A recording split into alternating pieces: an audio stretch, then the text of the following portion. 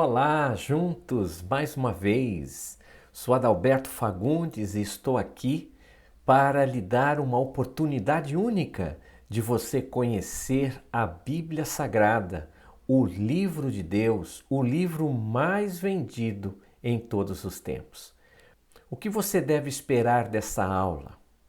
Você deve esperar que ao final, ao término desta aula, você vai aprender a mensagem básica contida na Bíblia. Tudo que está escrito na Bíblia forma um conjunto de informações que Deus fez questão de que a raça humana soubesse. Pois é, Ele quis que você o conhecesse. Já aprendemos na primeira aula que tudo que foi escrito contou com o controle de Deus para que o homem fosse a sua caneta e que o homem não colocasse no texto sagrado aquilo que Deus não desejava. Você se lembra sobre inspiração, conforme conhecemos e já estudamos? A Bíblia, ela não é um livro científico. É um livro que apresenta a Deus como Criador de todas as coisas. Ela defende uma linha, ela aponta para uma linha criacionista. Vale a pena lembrar que uma contingência muito grande de cientistas defende o evolucionismo, mas que por sua vez o evolucionismo ele entra em contraste, ele entra em choque com a Bíblia, que é o livro dos livros e a verdade absoluta. O Pentateuco, conforme já vimos na aula passada, como uma das divisões da Bíblia, vai nos mostrar em linhas gerais, a criação dos mundos. Em Atos capítulo 17, verso 24, vai dizer: o Deus que fez o mundo e tudo que nele há, sendo ele Senhor do céu e da terra, não habita em templos feitos por mãos humanas. Gênesis também mostra a criação do homem e da mulher. Por exemplo, Gênesis capítulo 2, verso 18, conforme você vai ver aí, vai falar o seguinte: disse mais o Senhor Deus: não é bom que o homem esteja só, far-lhe-ei uma ajudadora que lhe seja idônea. Uma curiosidade que podemos citar é que muito antes da ciência pensar na possibilidade de clonagem, a Bíblia mostra Deus formando a mulher a partir do material biológico extraído de Adão. Temos aqui a primeira e única clonagem humana e com a mudança de sexo. Veja o texto de Gênesis, capítulo 2, de 21 a 22. Olha lá. Então o Senhor Deus fez cair um pesado sono sobre o homem, e esse adormeceu. Tomou-lhe então uma das costelas e fechou com carne em seu lugar. E da costela que o Senhor lhe tomara, formou a mulher e trouxe ao homem. O Pentateuco é essa maravilha. O Pentateuco vai mostrar a queda humana. Na sequência, mostra também o tempo em que o homem começou a aprender a manufaturar os materiais, isso há 6.500 anos antes de Cristo, ou seja, no último período da pré-história. Vale a pena conferir o texto. Veja o que Gênesis 4:22 vai dizer. Vamos lá conferir? A Zila também nasceu um filho, Tubal-Caim, fabricante de todo o instrumento cortante de cobre e de ferro. E a irmã de Tubal-Caim foi Naamã. O texto de Gênesis 4:26 nos informa os primeiros dias dos quais os homens começaram a invocar o nome do Senhor. Foi no final da pré-história e início da história, marcado pelo advento da escrita. Já parou para pensar nisso? Entre os anos de 3.500 a 3.000 a.C., foi isso que aconteceu. Vamos ao texto. Gênesis 4, 26. A Sete também nasceu um filho, a quem pôs o nome de Enos. Foi neste tempo que os homens começaram a invocar o nome do Senhor. Uma curiosidade, né, do livro de Gênesis. Esse período é chamado pré-diluviano também. Passando pelo dilúvio, entre os capítulos 6 até o capítulo 8 de Gênesis, chegando ao capítulo 9, encontramos Deus fazendo aliança com Noé. E é por isso que a primeira aliança feita entre Deus e os homens é chamado de Pacto Noaico. Vejamos lá no texto, Gênesis 9, versos 8 e 9. Disse também Deus a Noé e a seus filhos com ele: Eis que estabeleço o meu pacto convosco e com a vossa descendência depois de vós. Esse grupo de livros, Pentateuco, né, se encerra com a morte de Moisés, o grande líder de Deus. Deus usou esse líder para libertar o povo do Egito. Moisés também foi um grande legislador, pois depois de Êxodo 20, através dos 10 mandamentos, Moisés organiza em seu tempo todo o corpo jurídico das leis de Israel. Na sequência, surgem os livros históricos, a começar pelo livro de Josué. Esses livros mostram a história do povo de Israel ocupando a Palestina sob a liderança de Josué. Mostra também, né, os pecados do povo, como idolatria, como afronta a Deus. Mostra o pecado da murmuração, e tudo isso separou o povo da vontade de Deus. Mas, queridos irmãos, consequentemente, essa separação trouxe outros cativeiros. Vale destacar, pelo menos, o cativeiro babilônico na época do rei Nabucodonosor II. Os livros históricos cobrem um período aproximadamente de 1000 anos de história, que vai de 1405 a 425 a.C. Vale destacar que os livros históricos chegam até próximo do período intertestamentário. É nesses livros que vemos a passagem dos principais modelos de governo do povo, assim como a teocracia, os juízes, a monarquia. Vale a pena lembrar que o território palestino de hoje, nos tempos bíblicos, ele era chamado de Terra de Canaã. Quando chegamos aos livros poéticos, nossa, que coisa linda! Encontramos uma riqueza inestimável de canções, salmos, duetos, sonetos e etc. O conteúdo dessas verdadeiras peças de arte literária tinha um caráter prático do dia a dia do povo. Quando estudamos a historicidade dos livros poéticos, eles mostram que os sábios de Israel produziram esse tipo de literatura considerando muito mais o lado ético do povo do que a própria filosofia. É nessa observação do comportamento do povo, Deus falava de uma certa forma em formato de poesia, mostrando a realidade nua e crua do povo. Os livros proféticos foram escritos ao passo que a história se desenvolvia. Suas mensagens giravam no entorno de exortações, diante do momento histórico. Só que a história não era o foco dos livros proféticos, e sim o comportamento do povo de Israel que estava ali fazendo sua história. Vale destacar, queridos, que as mensagens nestes livros apontavam as falhas do povo e consequências do pecado na vida nacional de toda a nação.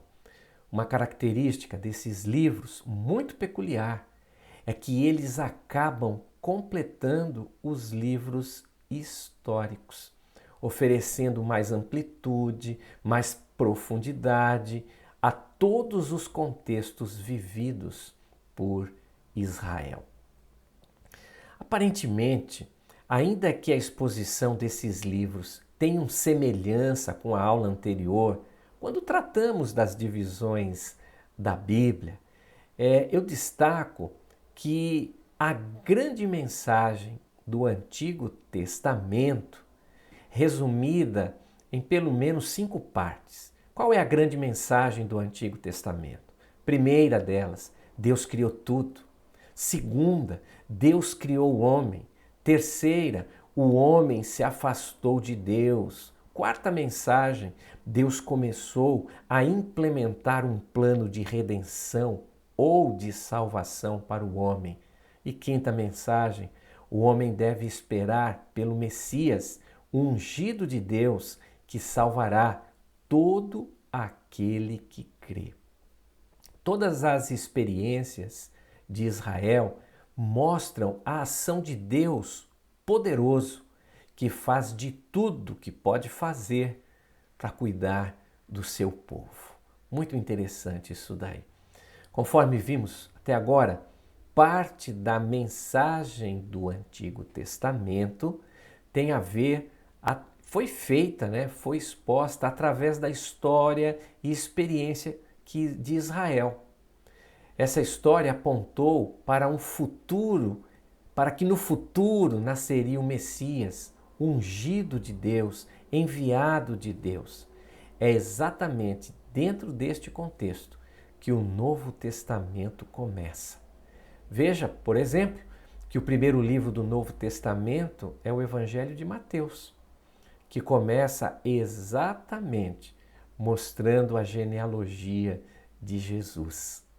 Na verdade, Mateus, escrevendo para os judeus, parte da genealogia para mostrar a linhagem de Jesus, para que o povo judeu entendessem que Jesus é o Messias tão esperado e tão falado no Antigo Testamento. Os evangelhos, eles falam do nascimento de Jesus. Veja, por exemplo, o texto projetado. Mateus, capítulo 2, de 1 a 2. Veja que interessante. Tendo, pois, nascido Jesus em Belém da Judéia, no tempo do rei Herodes, eis que vieram do Oriente a Jerusalém uns magos que perguntaram: onde está aquele que é nascido rei dos judeus? Pois do Oriente vimos a sua estrela e viemos aqui adorá-lo. O Novo Testamento começa com o evento mais falado e aguardado do Antigo Testamento. O Novo Testamento mostra a vida simples de Jesus, sua profissão, sua família. Veja, por exemplo, o que o texto vai dizer. Olha, Mateus 13:55. Não é este o filho do carpinteiro? E não se chama sua mãe Maria? E seus irmãos Tiago, José, Simão e Judas? Alguns dizem que estes irmãos citados no texto que vocês viram são discípulos de Jesus. Mas essa afirmação não é muito precisa. Veja, por exemplo, o que diz esse novo texto que você está vendo. João 2:12.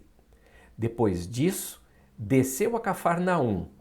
Ele, sua mãe, seus irmãos e seus discípulos, e ficaram ali não muitos dias. Notem que o texto qualifica e separa o grupo familiar de Jesus dos demais presentes naquela viagem. Os evangelhos também, além de mostrar vários feitos de Jesus servindo a sociedade religiosa, servindo pessoas nas aldeias e cidade, conforme pode ser assim visualizado agora. Lucas 8:1. Veja o serviço de Jesus. Logo depois disso, andava Jesus de cidade em cidade e de aldeia em aldeia, pregando e anunciando o evangelho do reino de Deus. O Novo Testamento mostra também o surgimento da igreja. Olha que legal! Vale a pena mostrar em que texto, por exemplo, Jesus institui a sua igreja. Mateus, capítulo 16, verso 18. Pois eu te digo que tu és Pedro, e sobre esta pedra edificarei a minha igreja, e as portas do Hades não prevalecerão contra ela. Mais adiante temos o livro de Atos, o livro histórico do Novo Testamento. Verificamos a expansão da igreja com muitos detalhes. A igreja em Jerusalém, liderada por Pedro, começa a dar seus primeiros resultados. Podemos ver essa verdade no capítulo 2 de Atos, verso 21, em que vemos que o centro da pregação de Pedro era Jesus Cristo. Veja que bacana. E acontecerá que todo aquele que invocar o nome do Senhor será salvo. Essa mensagem deu um resultado tão surpreendente que praticamente em um só dia, quase 3.000 pessoas foram salvas. Veja um registro de Atos 2, 41. Acompanhem aí acima. Olha lá. De sorte que foram batizados os que aceitaram a sua palavra, e naquele dia agregaram-se quase 3.000 almas. Que mensagem poderosa! De Jerusalém, a pregação do Evangelho foi alcançando outras cidades. Uma delas foi Antioquia, igreja essa que se tornou uma das grandes igrejas missionárias do primeiro século da era cristã. Com a expansão da igreja, uma coisa foi puxando a outra. Com a expansão da igreja nas mais diversas cidades, aparece no cenário o grande apóstolo Paulo, que passou de perseguidor da igreja para perseguido ao aceitar Jesus em seu coração. Vejam aí atentamente o que diz o texto de Atos, capítulo 9, verso 21. Todos os ouvintes pasmavam e diziam: não é esse o que em Jerusalém perseguia os que invocavam o nome de Jesus? E para isso veio aqui, para nos levar preso aos principais dos sacerdotes? O povo tinha medo de Paulo. A igreja cresce também através de várias viagens missionárias empreendidas pelo apóstolo Paulo. E com o crescimento da igreja, cresce também outras necessidades. No contexto dos cuidados dessas igrejas surgem, por exemplo, as cartas paulinas, que muito foi importante para o fortalecimento delas na doutrina cristã. Consequentemente, havendo igrejas, surgiram os pastores e as igrejas eram dirigidas por eles. Vai vendo, surgiu também a necessidade da orientação pastoral.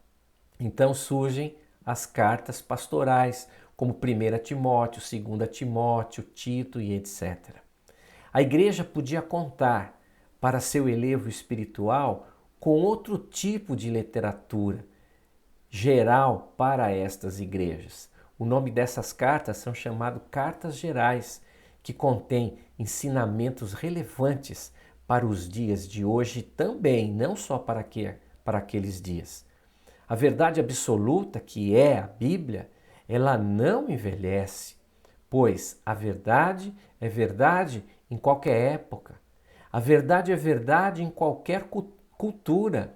A verdade não precisa de atualização. Hoje ela não é menos do que foi, e o que ela é hoje não será menor ou inferior ao amanhã. Por último, no livro de Apocalipse nós temos a perseguição dos cristãos e Deus, através de João, oferece à igreja o livro de Apocalipse. A mensagem desse livro é completamente gloriosa, pois em tempos de perseguição, a igreja pôde ver que o mal seria punido.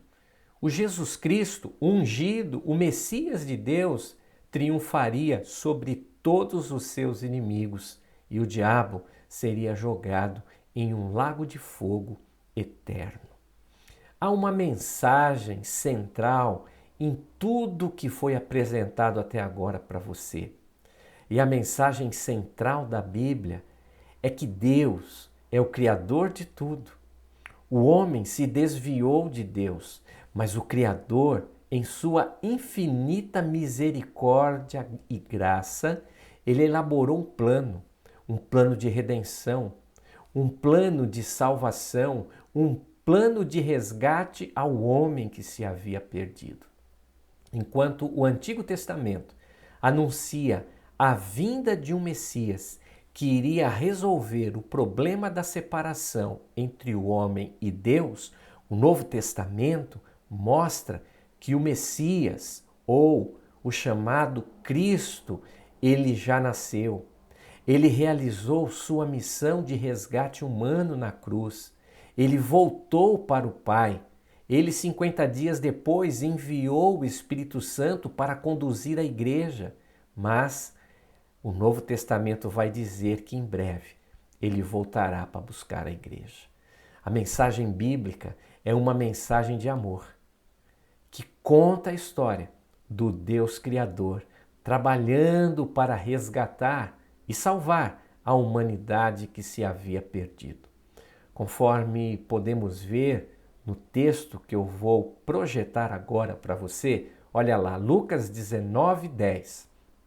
Porque o Filho do Homem veio buscar e salvar o que se havia perdido. Sou Adalberto Fagundes. Estou aqui para lhe ajudar a conhecer a Bíblia. Não se esqueça disso. Você sabia que a Bíblia, que 33% da Bíblia é pura poesia? Sendo poesia, a Bíblia possui inúmeras figuras de linguagem. E é importante conhecer isso. Você já ouviu da figura de linguagem chamado oxímoro, sinédoque, eufemismo, símile? Pois é, não perca a quarta aula. Faça a sua inscrição, caso não seja inscrito. Compartilhe essa aula com as pessoas que você ama. E até a próxima aula, em nome de Jesus.